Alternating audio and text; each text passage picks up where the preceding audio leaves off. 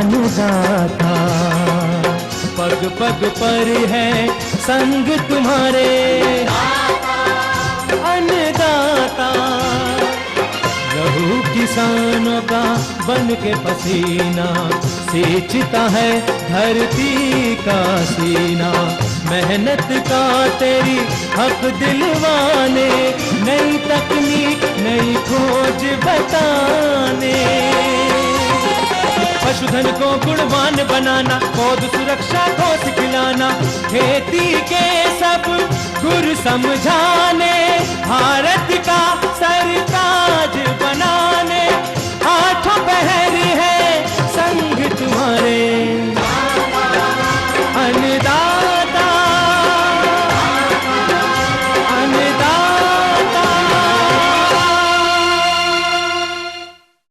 नमस्कार, मैं हूं नीलू। आप सभी दर्शकों का अन्नदाता कार्यक्रम में स्वागत करती हूं। हर रोज की तरह कार्यक्रम में लेकर आई हूं खेतीबाड़ी से जुड़ी हुई बहुत सी लाभकारी जानकारियां। तो चलिए सबसे पहले देखते हैं क्या है विशेष आज के कार्यक्रम में। तिल की अधिक पैदावार देने वाली प्रजातियां एवं वैज्ञानिक बुआई विधि,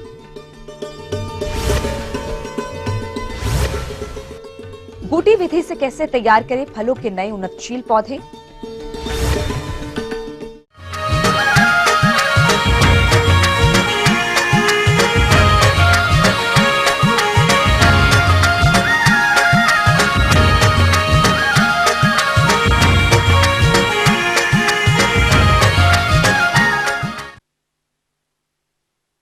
मौसम विभाग के अनुसार आने वाले दिनों में अच्छी बारिश होने की संभावना है। साथ ही प्रदेश में कई क्षेत्रों में अच्छी बारिश भी हो रही है। ऐसे में जो किसान तिल की खेती करना चाहते हैं वो अभी इस बारिश का लाभ उठाते हैं।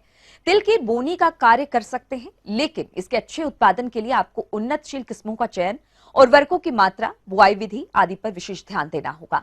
तो अपने प्रदेश के लिए तिल की कौन सी प्रजातियां उपयुक्त हैं और आप इनकी बुआई करते समय कौन कौन से और किस किस बातों का ध्यान रखें, इस बारे में उचित सुझाव दे रहे हैं कृषि अनुसंधान केंद्र जिला पटना की डॉक्टर सरला यादव। के लिए उपयुक्त फसल है और यह दो प्रकार की होती है, एक तो सफेद तिल और दूसरी काली तिल।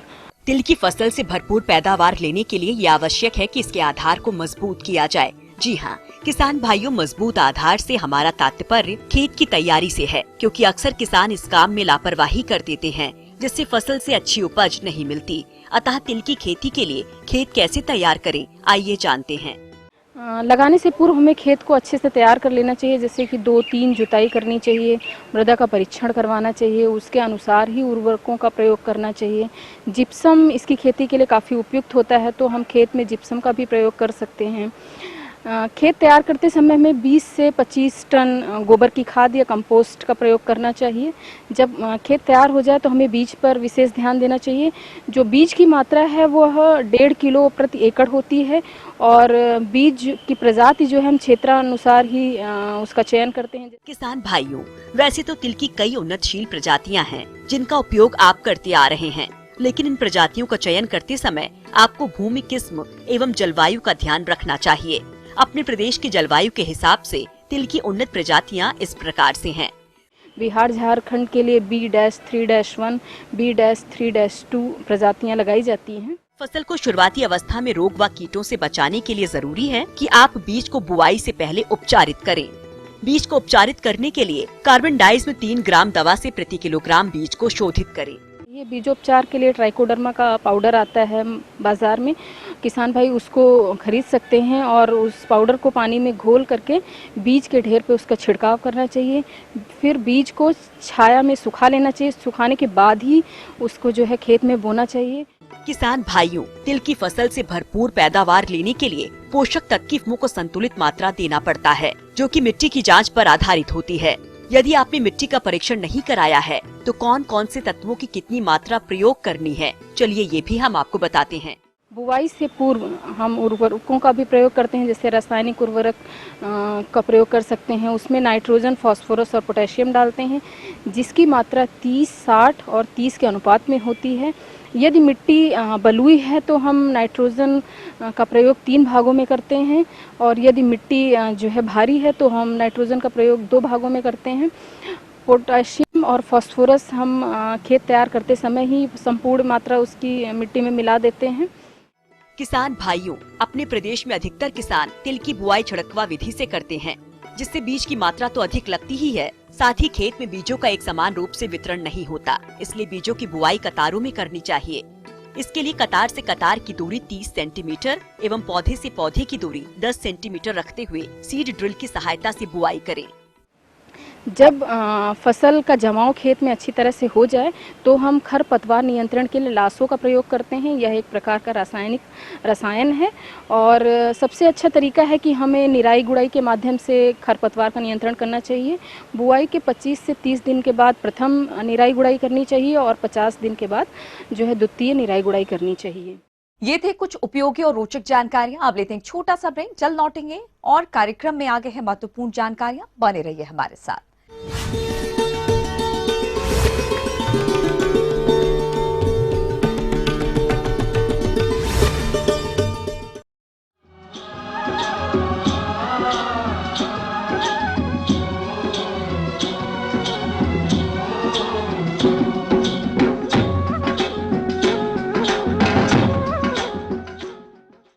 ब्रेक के बाद आप सभी दर्शकों का स्वागत है। चलिए अब रुक करते हैं अगली कड़ी की ओर।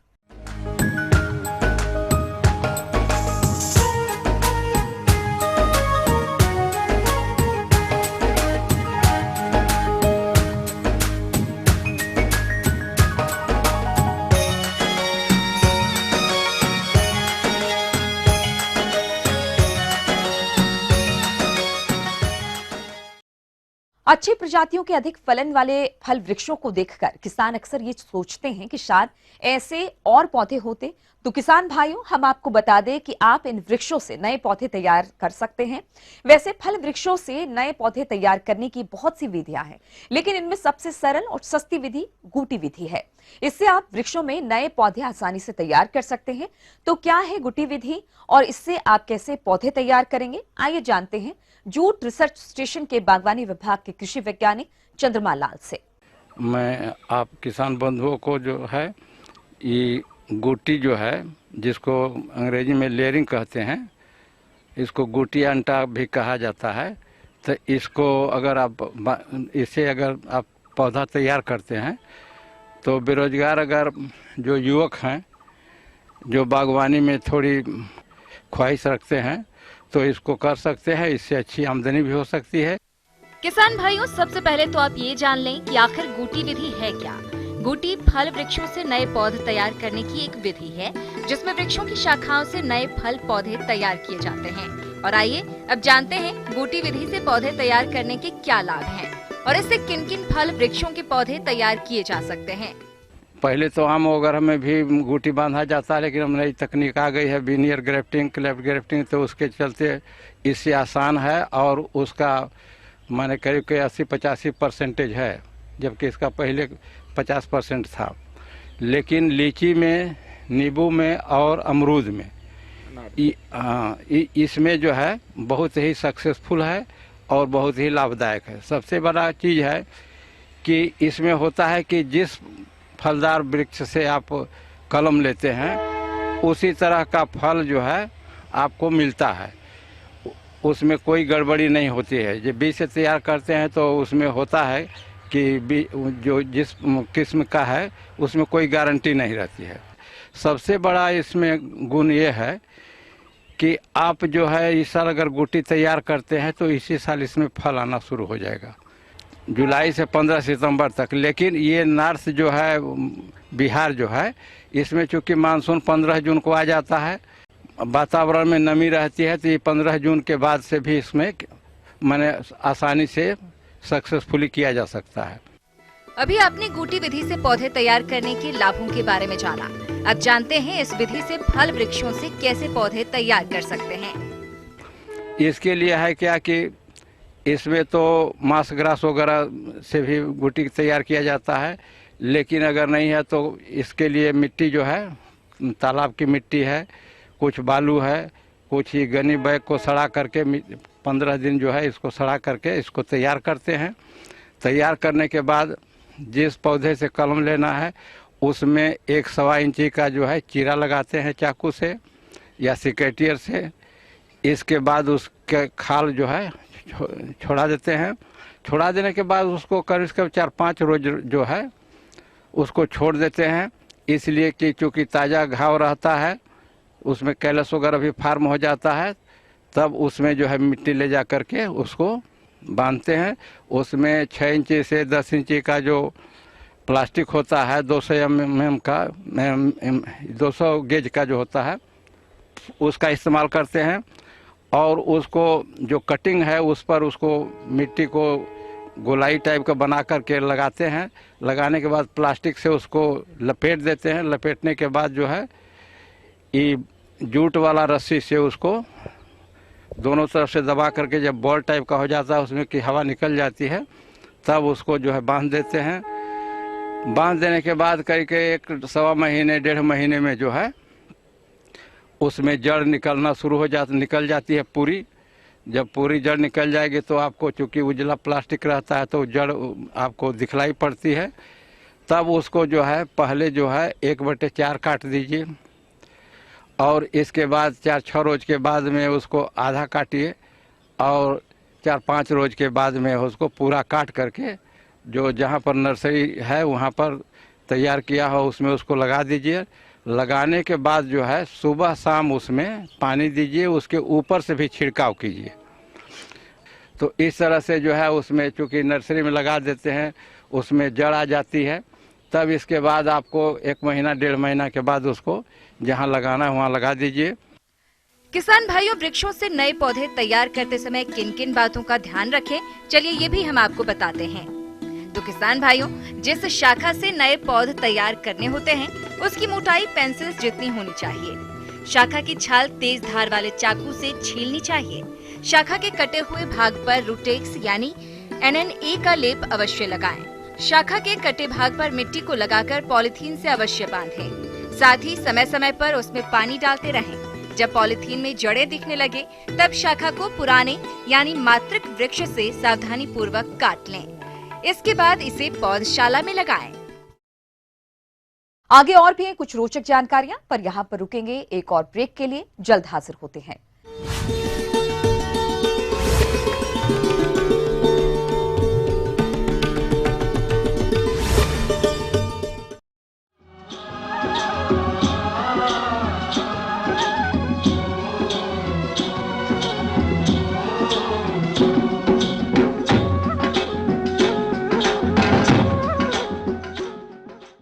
ब्रेक के बाद एक बार फिर से आप सभी दर्शकों का अन्नदाता कार्यक्रम में स्वागत है। बढ़ते हैं अगली प्रस्तुति की ओर।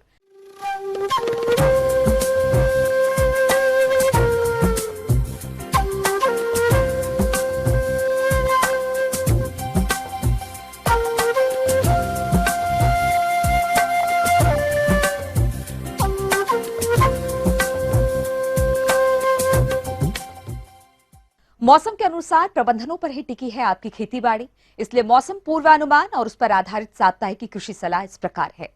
ग्रामीण कृषि मौसम सेवा भारत सरकार, राजेंद्र कृषि विश्वविद्यालय पूसा समस्तीपुर एवं बिरसा कृषि विश्वविद्यालय रांची द्वारा भेजे गए मौसम पूर्वानुमान के आधार पर किसान भाइयों को सलाह दी जाती है कि वर्षा की सक्रियता में थोड़ी वृद्धि हो सकती है। अरहर की बुआई के लिए खेत की तैयारी करें। बहार, पूसा 9, नरेंद्र अरहर 1, मालवीय 13, राजेंद्र अरहर 1 आदि किस्में बुआई के लिए अनुशंसित हैं। अच्छी वर्षा को ध्यान में रखते हुए किसान वर्षा जल का संग्रह खेत में करने के लिए मेड़ों को मजबूत बनाने का कार्य करें। जिन किसानों के पास सिंचाई की सुविधा उपलब्ध हो तथा धान का बिचड़ा तैयार हो वो रोपनी कर सकते हैं। वर्षा की संभावना को देखते हुए किसानों को सलाह दी जाती है कि खरीफ मक्का की बुआई के लिए मौसम अनुकूल है। इसके लिए सुआन, देवकी, शक्तिमान 1, शक्तिमान 2, राजेंद्र संकर मक्का 3, गंगा 11 किस्मों की बुआई करें। लीची तोड़ने के बाद लीची के बगीचों की जुताई कर खाद एवं उर्वरकों का प्रयोग करें। प्रति प्रौढ़ पेड़ 60 से 80 किलो कंपोस्ट अथवा गोबर की सड़ी खाद, 2.5 kilo urea, 1.5 kilo single super phosphate, 1.3 kilo muriate of potash तथा 50 ग्राम सुहागा के मिश्रण को वृक्ष के पूरे फैलाव में समरूप बिछाकर मिट्टी में मिला दें। अगले 5 दिनों में अच्छी वर्षा होने की संभावना है, अतः किसान भाई ऊपरी जमीन में साफ मौसम देखते हुए विभिन्न खरीफ फसलों की बुआई जल्द से जल्द करें। साथ ही साथ धान एवं मड़ुआ के लिए बिचड़ा तैयार करने हेतु बीज को बीज स्थली में डालें। बीज स्थली को जमीन की सतह से थोड़ी ऊपर बनाएं तथा सब्जियों एवं पहले से लगाए गए अन्य फसलों में जल निकास के लिए नालियां बना दें। जो किसान भाई अपने खेत की तैयारी कर चुके हैं वे विभिन्न फसलों जैसे धान, मकई, अरहर, उड़द, मूंगफली इत्यादि की बुआई अनुशंसित विधि से करें। दलहनी फसल की बुआई से पहले बीज को राइजोबियम कल्चर से उपचारित कर लें। धान की सीधी बुआई के लिए कम समय में तैयार होने वाली किस्मों जैसे वंदना, बिरसा धान 108, बिरसा विकास धान 109, बिरसा विकास धान 110 इत्यादि में से किसी एक किस्म का चुनाव करें। बुआई के 2 से 3 दिन बाद खरपतवार नाशी दवा प्रेटिलाक्लोर का छिड़काव 4 मिलीमीटर प्रति लीटर पानी की दर से करें। मवेशियों को संक्रामक रोगों से बचाने के लिए पशु चिकित्सक की सलाह से टीकाकरण करावें।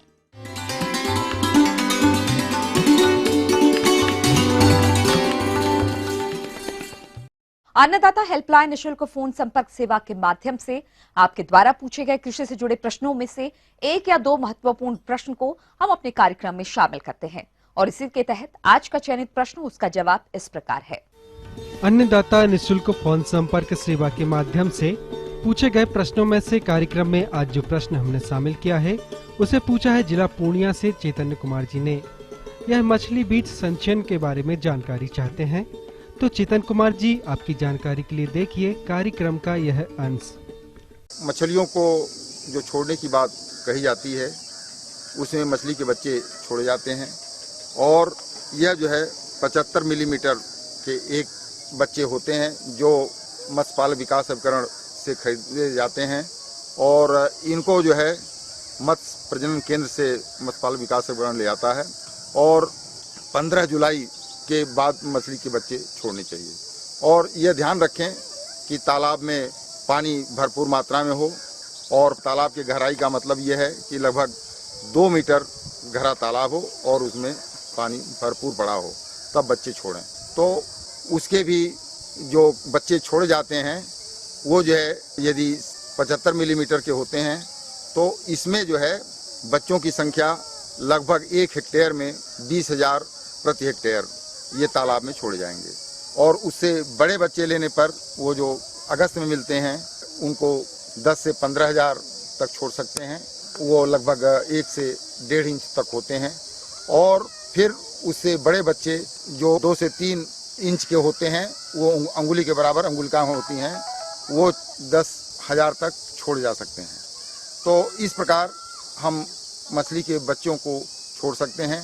और उनको भोजन के लिए जो मैंने बताया जो प्राकृतिक भोजन होता है वो हरा तालाब, हरा पानी होता है और तालाब हरा दिखता है।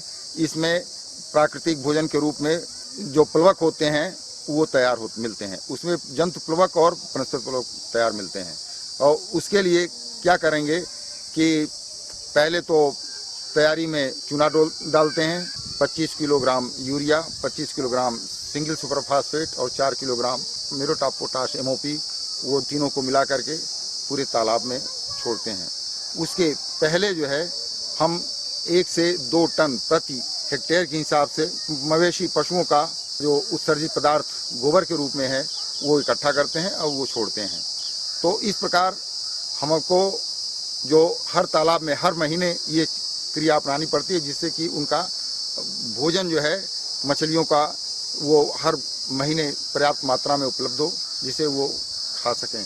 इसके अलावा मछलियों को हम चावल का कण और खली जो 3% भार के अनुसार जो है हम प्रतिदिन डालते हैं। यदि इसको डालते हैं तो हमको लगभग 2250 किलोग्राम चावल का कण और खली दोनों मिला करके होता है और बराबर मात्रा में हम इसको देते हैं। और यदि इसको खिलाते हैं तो इससे मछलियों की बाढ़ अच्छी होती है। इस प्रकार हम 50 से 60 क्विंटल प्रति हेक्टेयर प्रति वर्ष तालाब में मछली का उत्पादन कर सकते हैं और हमको अच्छा लाभ मिल सकता है।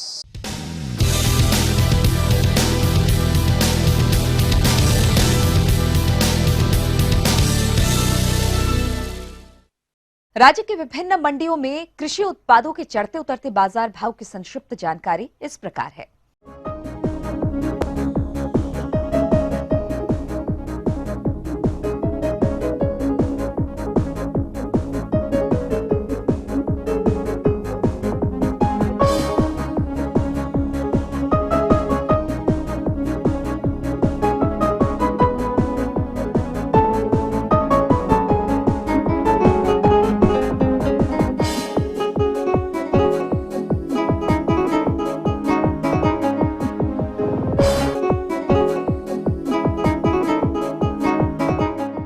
अब आइए देखते हैं कल दिखाए जाने वाले कार्यक्रम की मुख्य झलकियां। पॉली हाउस में शिमला मिर्च की खेती करके किसान ले सकते हैं अधिक लाभ। भरपूर फलन के लिए कैसे करें आम के नए बाग का स्थापन। हम ये उम्मीद करते हैं कि आज का कार्यक्रम आप सभी दर्शकों के लिए उपयोगी रहा होगा। किसान भाइयों, अन्नदाता आपकी सेवा के लिए संकल्परत है। कृषि संबंधित समस्या एवं सुझाव के लिए आप हमें इस पते पर संपर्क कर सकते हैं। प्रोड्यूसर अन्नदाता ETV Bihar Jharkhand, Ramoji film city Hyderabad 501512। साथ ही आप हमें ईमेल भी कर सकते हैं। हमारा ईमेल है annadatabihar@etv.co.in। इसके अतिरिक्त आप हमें निःशुल्क हेल्पलाइन नंबर 180010084599 पर सोमवार से शनिवार सुबह 10 से शाम 4 बजे के बीच संपर्क कर सकते हैं। फिलहाल अन्नदाता की पूरी टीम को इजाजत दीजिए। कल फिर से इसी समय आपसे मुलाकात होगी कृषि संबंधित कुछ और महत्वपूर्ण जानकारियों के साथ। तब तक के लिए नमस्कार।